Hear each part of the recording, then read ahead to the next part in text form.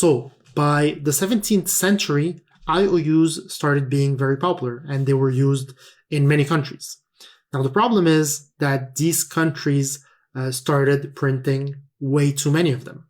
And that obviously causes issues between, competing countries that use each other's currencies, but also within the country itself, right? So it was apparent that we needed to back up our currency. And this is where the gold standard came in. And it started being used in 1879 by the US. And what the gold standard is, it's basically a system that backs up its currency by gold. So basically we can say that this piece of paper here is worth X amount of gold. So the US adopted the system, and at that time you could exchange 1 ounce of gold for $20.67. So if you went to the government and you gave them an ounce of gold, you would get that.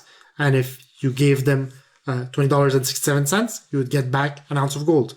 That was, the deal that you had with the government. And what this did is really, it limited, governments and banks' excessive use of paper currency. So they couldn't just print as much as they wanted, right? Because this causes huge inflations and other things we'll talk about. Because, the currency has to be backed up by gold. So they can't print as much as they want. And this is the system that was adopted since that period. There was issues. And this is, the golden age. It's that time where your currency was backed up by gold. You could go to the bank or your government and say, give me back my gold. And you get back your gold. So if you look at a paper bill, here's a $10 bill here. And you can see here, it says, this certifies that there has been deposited in the Treasury of United States of America. You have a $10 in gold coin. And it says here, payable to the bearer on demand. So you go with this $10 bill, they'll give you your actual gold coin, because this piece of paper here is worthless. It's actually nothing. The actual money is the gold. So you gotta go back in time, because right now when I tell you, a $10, you're like, $10 is $10. But back then people were like, this piece of paper is worthless. The gold is what's valuable. The gold is the money.